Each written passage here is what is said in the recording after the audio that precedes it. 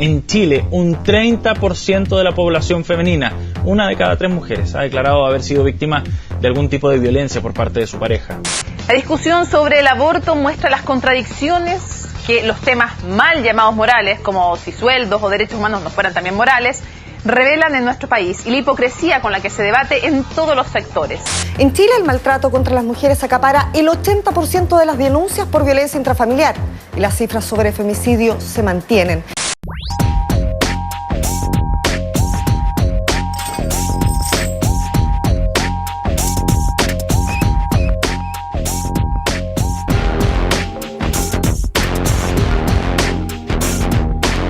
El tema de la autonomía es polémico en Chile. Durante mucho tiempo se veía la autonomía como un problema neoliberal.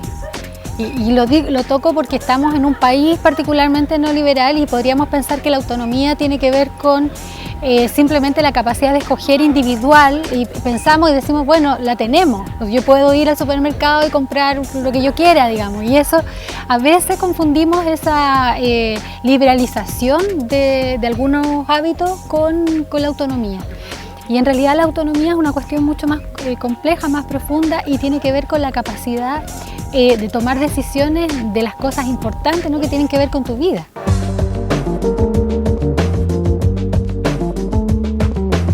A veces uno piensa que según el contexto donde estés, la situación socioeconómica que tenga o el entorno sociocultural que pueda tener, eso te brinda, te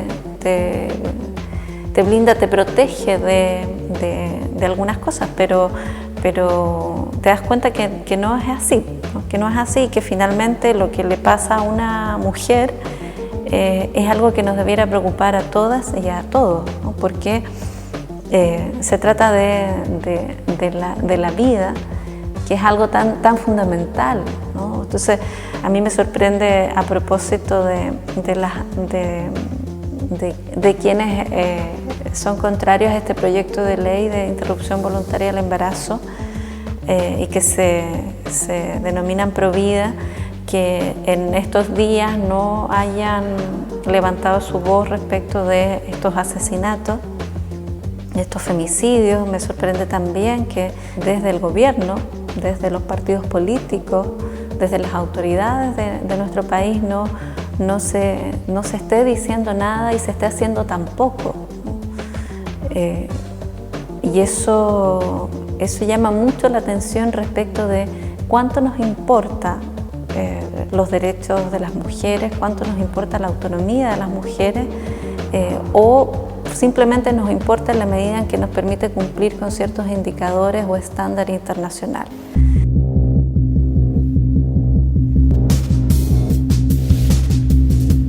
El movimiento feminista y el movimiento de mujeres ha hecho avances significativos en tipificar las formas de violencia que viven las mujeres en las últimas 2 décadas. Y lo que ha ocurrido, y ese es un fenómeno que he estado analizando en los últimos años, es que se ha puesto como fundamental la violencia doméstica, es decir, la violencia que ocurre en un espacio delimitado que es el espacio privado. Digamos que desde los años 90 en adelante el esfuerzo ha estado orientado a visibilizar un problema que no era público porque ocurría dentro de las paredes del hogar y que ha tenido de alguna forma el mayor desarrollo. Sin embargo, se ha dejado fuera del debate las múltiples formas en las cuales las mujeres son violentadas cotidianamente, pero en el espacio público.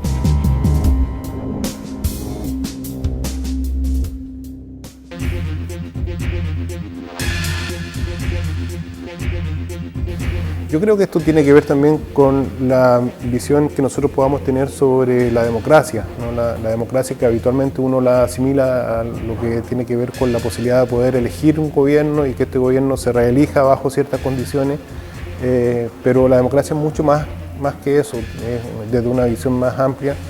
Una sociedad más justa, una sociedad más igualitaria es también una sociedad más democrática. Y el problema que nosotros tenemos respecto de la marginación de las mujeres en muchos de sus derechos tiene que ver con eso, tiene que ver con la falta de oportunidades y tiene que ver entonces con una sociedad que no está siendo lo suficientemente justa o lo suficientemente igualitaria y por lo tanto es una sociedad menos democrática.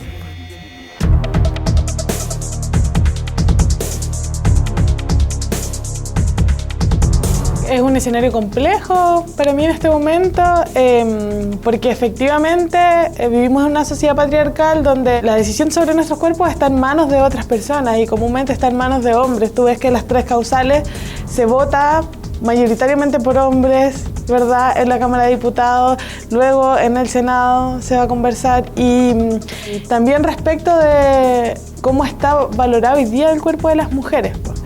El cuerpo de las mujeres está utilizado en los espacios de comunicación social, por ejemplo, como mercancía. Cuando hablamos de autonomía, en realidad no estamos hablando de independencia tampoco, ¿no? Estamos hablando de que una mujer autónoma no necesite nada para poder tomar decisiones. Cuando decimos autonomía, decimos que el Estado tiene que garantizar ciertas cosas para que haya un piso, una plataforma para que las mujeres tomemos decisiones, ¿no? Entonces, por ejemplo, cuando alguien dice, bueno, a las mujeres les pegan porque quieren que les peguen, claro, está hablando de la autonomía, pero está hablando de la autonomía como independencia, porque cuando a una mujer la golpean, no la golpean simplemente porque ella se dejó, la golpean porque hay todo un sistema legal, económico, político, histórico, que permite que suceda esa situación. Por lo tanto, la autonomía no tiene que ver con una elección inmediata de unas ciertas condiciones de vida. Yo creo que varias tenemos la sensación de que hay retrocesos más que avances. Claro, uno puede, si uno mira hacia atrás, dice, mira, sí, han cambiado las cosas, ¿no? Las mujeres participan de la vida laboral de una forma en que no lo hacían antes, ¿no? Eso desde el discurso más oficial. O las mujeres tienen una mayor presencia como no la tenían antes. Sin embargo, queda la sensación de que mientras más fuerte pisamos, más fuerte se nos golpea, ¿no? Y eso tiene la expresión, digamos, más tremenda, que es el asesinato, los asesinatos que han ocurrido en este último fin de semana y en estas últimas semanas.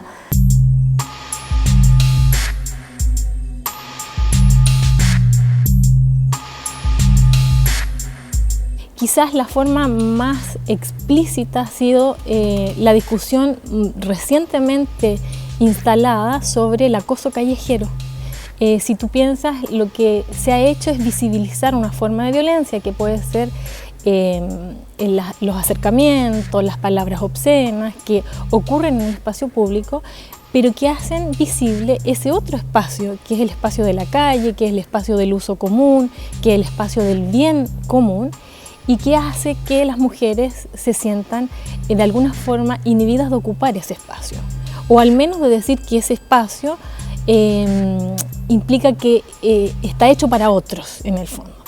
Y por lo tanto, una de las líneas de investigación que he venido desarrollando es esas formas de violencia sexual en el espacio público y que ocurren en el espacio público y que han sido de alguna forma minimizadas dentro de la reflexión, porque efectivamente hemos tenido una larga lucha por reconocer que en el espacio doméstico había también violencia.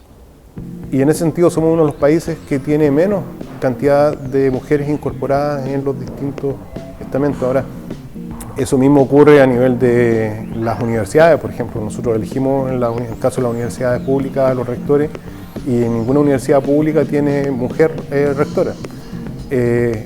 Sucede lo mismo en el ámbito de las empresas, ¿no? Si uno mira los directorios de las grandes empresas, el 90-95% está compuesto por hombres. Entonces, la incorporación de la mujer en igualdad de condiciones en distintos ámbitos ha sido muy lenta, y obviamente eso tiene que ver con aspectos culturales. Entonces, respecto a la autonomía de nuestros cuerpos, es complejo, nos queda por hacer a las mujeres, pero también les queda por hacer a los hombres. Es muy repetido en las redes sociales que enseñan a las mujeres a cuidarse, pero no le enseñan a los hombres a no violar. Y es un tema básico. Y es lo que plantean las nuevas masculinidades. Pues ¿cómo es posible que los hombres interpelen su forma de ser hombres, su forma de ser y hacer en el mundo, la forma de vincularse con otros hombres y de vincularse con las mujeres, la forma de ser hombres, qué es lo que yo valido como hombre? ¿Tiene sentido esta imagen fuerte, esta imagen violenta, esta imagen agresiva, esta imagen que quiere ganarlo todo? o podemos pensar también un espacio de hombres más amorosos que se vinculen de otra manera. El aborto anticausal es importante porque para mí encarna metafóricamente la discusión que en este país se está dando respecto de cuál es el grado de autonomía que las mujeres podemos tener. O sea, cuando tú escuchas una personera exministra de derecha decir que las mujeres nos podemos pintar las uñas y nos podemos hacer tatuajes, pero no podemos abortar, y ese es el nivel de decisión que ella pone en una mujer, y esa es la autonomía sobre el cuerpo que las mujeres tenemos, estamos teniendo un debate gravísimo acerca de la vida de las mujeres, porque claro, en un sistema patriarcal como el que vivimos, tener un hijo o no tener un hijo no es un tema trivial respecto de mi cuerpo, simplemente, ¿no? Tiene que ver con la vida, tiene que ver con los planes, tiene que ver con la capacidad o las elecciones respecto de la carrera, el estudio, la familia. Y por lo tanto, cuando hablamos de aborto, no estamos hablando solamente del cuerpo de las mujeres, estamos hablando de sus proyectos de vida. Hay un temor muy fuerte de parte de este orden social que tiene que ver con la organización patriarcal de la sociedad y que tiene también mucha relación con el capitalismo. Está dispuesto a hacer todo para que finalmente lo que ocurra en el ámbito personal no sea un tema político. Y entonces, de esa manera yo me explico el silencio hoy de nuestras autoridades frente a estos asesinatos. De esa manera yo me explico también lo que ha pasado con el proyecto de despenalización del aborto y por qué también se instala esta idea de parte de algunos parlamentarios, diputados, de que esta es la puerta, ¿no? La puerta de entrada al aborto libre, ¿no? Entonces, claro, finalmente el problema es ese, finalmente el problema es que las mujeres, no que las mujeres aborten, el problema es que las mujeres decidan qué hacer con su vida. Y entonces, si lo conecto al tema de los femicidios, un hombre decide quitarle la vida a una mujer que ha decidido cambiar de vida, que ha decidido no seguir más con esa persona. Gran porcentaje de los femicidios ocurren cuando ya no hay convivencia. Si tú piensas, y bien lo dices, no solo en el espacio privado las mujeres son violentadas, sino que también en el espacio público. Eso significaría que no hay espacios para que las mujeres se sientan de alguna forma cómodas, pero lo que ocurre es que las mujeres han desarrollado una serie de estrategias cotidianas para manejar esa violencia y para apropiarse, usar y significar de manera distinta el espacio público. Por lo tanto, efectivamente, podríamos decir que los espacios en su formulación y en su construcción han sido sumamente sexistas, pero también en la práctica el uso cotidiano está plagado de esas formas de discriminación que hacen que hoy día no haya ni un espacio seguro. Ahora también no es solo para las mujeres, para otros grupos sociales también. Si tú lo piensas en los niños, en las niñas, en los inmigrantes, de alguna forma la ciudad no es un espacio que sea seguro para ciertos grupos que tienen o viven mayor vulnerabilidad. Hay discriminación incluso en el tema de los sueldos, las mujeres ocupando las mismas funciones y los mismos cargos que los hombres ganan un tercio menos que los hombres, ¿no? Y eso tiene que ver con lo que te hacía yo alusión al comienzo, que tiene que ver con los derechos de una ciudadanía que es comprendida y entendida en el caso de las mujeres también de manera más global que la visión más restringida que nosotros hemos podido ir detectando en el caso de los hombres. Los hombres habitualmente relacionan la ciudadanía con el ejercicio de determinados derechos en una relación con el Estado. En cambio, las mujeres amplían esa visión e incorporan otros derechos que van más allá de los derechos estrictamente políticos, ¿no? E incorporan los derechos sociales. Entonces, por ejemplo, los derechos que tienen que ver con la igualdad económica, los incorporan ellos también, ellas lo incorporan como parte de los derechos sociales y como parte también de lo que ellos están luchando por obtener una equidad o una igualdad. Lo mismo ocurre con respecto al derecho a decidir sobre su propio cuerpo, que es una de las demandas del feminismo respecto de la ley de aborto, por ejemplo, que en Chile ni siquiera se ha pensado todavía. O sea, recién estamos pensando una ley de aborto que considera las 3 causales mínimas y que todo el mundo comparte, ¿no? Que tiene que ver con casos de violación, de malformación congénita o de riesgo de la madre. Pero un aborto basado en la decisión de la mujer es algo que en Chile todavía no se ha discutido. 1 de cada 3 mujeres en Chile vive o ha vivido violencia. Entonces, son cifras súper altas. A la legislación chilena principalmente y en general a la construcción de políticas en Chile les falta escuchar a las mujeres que han vivido la violencia, pues. Que las formas de operar de los agresores son bien distintas. No podríamos pensar en que tenemos una forma, un modus operandi, ¿verdad? O tenemos un comportamiento típico o podríamos decir la mujer que vive violencia. Son las mujeres que viven violencia porque son muchas particularidades, ¿verdad? De cada una. Y luego también son los hombres agresores. Y para pensar una justicia concreta, efectivamente, yo siento que lo primero que tenemos que hacer es volver la mirada respecto no solamente de la atención a las mujeres, sino de la conversación y la investigación con ellas, junto con ellas, para poder producir nuevos procesos que efectivamente lleguen y sean contingentes y sean concretos y sean claros y que sean útiles. Lamentablemente la relación de género que hay con el éxito en el caso de las mujeres tiene mucho que ver con el físico, ¿no? Con el cuerpo, con la belleza particularmente, con los cánones de belleza establecidos. Si tú te fijas allí, el sistema lo que hace es seducir a las mujeres con un modelo, ¿no? Pero además esclavizarlas con ese modelo, porque a qué hora una mujer lee, piensa, se relaja, a qué hora una mujer divaga, ¿no? Que son actividades fundamentales para poder crear.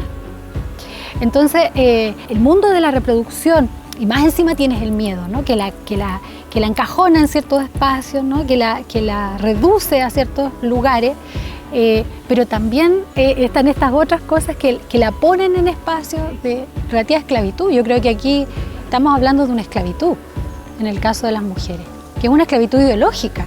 Por ser ideológica es sumamente difícil de dilucidar. Muchas veces inclusive las personas consideran que son parte de la naturaleza de la vida. Y como son parte de la naturaleza de la vida, no las cuestionan. Entonces, claro, nosotras las feministas normalmente nos tratan de amargadas porque dilucidamos, mostramos este tipo de cosas que para nosotras obviamente no son normales. Para mí no es natural que alguien me imponga un cierto canon de peso y que yo me tenga que pasar el tiempo tratando de alcanzarlo para que otros consideren que estoy bien. O el hecho de que exista esta figura del hombre proveedor, la mujer cuidadora, ¿no? La mujer cariñosa, el hombre fuerte, es funcional, no es natural, es funcional a un sistema, es funcional a una forma de organizar la vida pública y la vida privada. Entonces, cuando el movimiento de mujeres comienza a develar aquello, y por eso la frase de lo personal es político es tan importante, porque cuando comienza a develar aquello, empiezan a moverse, a remecerse estos pilares que sostienen esta forma de organizar la sociedad. Y por eso también se legisla de tal manera de que no se pueda finalmente concretar esta consigna de lo privado hecho público, ¿no? Lo privado hecho convertido en un acto político, que tiene que ver con la decisión. Las mujeres, sobre todo más jóvenes, dicen: a mí no me da miedo que me roben, yo entrego lo que sea, a mí lo que me da miedo es que me violen. Entonces se construye y se va elaborando un imaginario social del miedo que hace que las mujeres convivan en su sociabilidad urbana con ese temor. Y un temor que además no es reconocido, porque si tú te fijas en las encuestas, por ejemplo, de criminalidad, lo que dicen es que las mujeres tendrían una especie como de temor paradójico. Tienen más miedo a salir a la calle, pero son más violentadas en el espacio doméstico. Y eso es una paradoja que tiene una connotación espacial. Es decir, dicen las mujeres son más violentadas en su casa, pero viven con un temor más fuerte en el espacio público. lo que es un error, porque en el fondo no considerar que el acoso sexual, que la violencia sexual en la calle es una forma de violencia, ha hecho que se cree ese mito, por ejemplo. Y por otro lado, hay otra idea que cruza, y es que las mujeres tienen un miedo que es irracional. Es decir, tienen mayor temor que los hombres, pero son víctimas en menor cantidad. Entonces hay una disociación entre el temor y el delito que ocurre en la práctica. Entonces, partiendo de esos dos supuestos, se ha construido la idea de que las mujeres tienen un miedo que es irracional. Además, con una idea simbólica respecto a que las mujeres son más irracionales.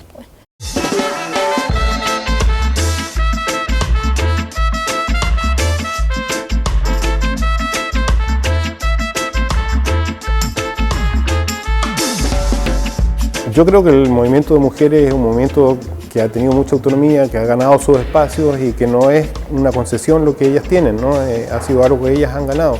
No creo que los hombres vayan a estar dispuestos como grupo, digamos, a conceder espacios, pero sí yo creo que la sociedad nuestra ganaría mucho si fuese una sociedad que se pensara mejor a sí misma, y eso es lo que nos está ocurriendo actualmente, ¿no? Tenemos una democracia que nosotros no estamos pensando, tenemos una institucionalidad como país que no la hemos pensado. Yo creo que ganaríamos mucho en términos de país, de tener una sociedad más justa, una sociedad más igualitaria, donde obviamente las mujeres sean reconocidas en igualdad de condiciones, pero también donde el resto de la sociedad sea reconocido en igualdad de condiciones. Tenemos nosotros segregación de clases muy fuerte, el sistema educacional en Chile ha sido muy criticado en los últimos años precisamente por la segregación que produce, o sea, tenemos segregación de clase. Tenemos segregación por grupos étnicos, ¿no? Lo que está ocurriendo hoy día en la Araucanía un poco refleja eso. Y lo mismo está ocurriendo también con respecto de las regiones en función de lo que es la capital. Tenemos hoy día reclamos desde Calama, desde Punta Arenas, desde Aysén, precisamente por eso. Entonces tenemos una sociedad injusta, una sociedad que no está pensándose a sí misma, una sociedad que no ha ido diseñando un proyecto común. Y eso obviamente se ve mucho más reflejado en el caso de las mujeres y es mucho más fuerte por la doble discriminación que sufren. Nosotros vemos que los femicidios son crímenes de odio. Los femicidios no son crímenes por ejemplo, no las estrangulan nomás. Las matan a martillazos en la cabeza y en la cara. Las descuartizan, las meten en bolsas, ¿verdad? Las degollan. Son crímenes de odio. Y eso es muy importante tenerlo en cuenta porque en el fondo tenemos el resultado de esta sociedad patriarcal es el odio en contra de las mujeres. Es el odio en contra de que las mujeres puedan tener su vida, ser dueñas de su espacio, ejercer su autonomía. Y eso lo vemos manifestado, que varias personas nos tildan, por ejemplo, de feminazis y también por esto mismo que venimos conversando, ¿no? Por un sistema bien oprimido respecto de esto. Entonces parece que se ridiculiza bastante decir estas cosas, tener estas demandas. Yo creo que todas las personas vivimos dentro del patriarcado y todas somos de alguna manera cómplices del patriarcado. Creo que eso llama a una reflexión profunda y sistemática, más allá de un tema puntual. Yo creo que el nivel del debate en Chile es básico y es muy malo, de muy mala calidad. Por eso te citaba el otro día el debate sobre aborto que hubo en la Cámara de Diputados, que fue del nivel más elemental, sin un análisis complejo de la situación, salvo la del diputado Boric, y yo creo que estamos como sociedad al debe de un análisis más complejo y más completo de estos temas. Yo creo que analizar el género significa también analizar muchos de los problemas sociales, de salud pública, económicos, que tenemos no solo en el país, en el mundo. Por lo tanto, lo considero bastante urgente. Para mí es de vida o muerte. Y creo que además que debe ser informado, inteligente, sistemático. Eso quiero. Como consignó una intelectual que tenemos que volver a levantar en Chile, Julieta Kirkwood, que queremos democracia en el país, en la casa y en la cama. No hay, en términos concretos, por ejemplo, nada respecto de educación no sexista en los colegios, ¿no? Está indicado en el Ministerio de Educación a propósito de la convivencia escolar, pero tampoco está muy claramente planteado allí, entonces queda como una iniciativa del propio establecimiento. No hay una iniciativa, una directriz nacional de decir, mira, es necesario comenzar a educar a nuestros hijos y a nuestras hijas de manera no sexista, y esa es una responsabilidad del Estado. No es una responsabilidad solamente de las mujeres o solamente de la familia, es una responsabilidad del Estado, porque finalmente el Estado es protector y es garante de derechos, y aquí hay derechos que están siendo vulnerados. ¿Qué pasa con políticas claras de equidad de género que vayan más allá, que no solo estén pensando y mirando a las mujeres, que es fundamental, ¿no? Porque hay que generar las condiciones para que las mujeres puedan lograr esta autonomía, ¿no? Ya sea económica, política o la autonomía de su cuerpo, que es lo que más rechazo genera, ¿no? Lo que más preocupa y más susto da.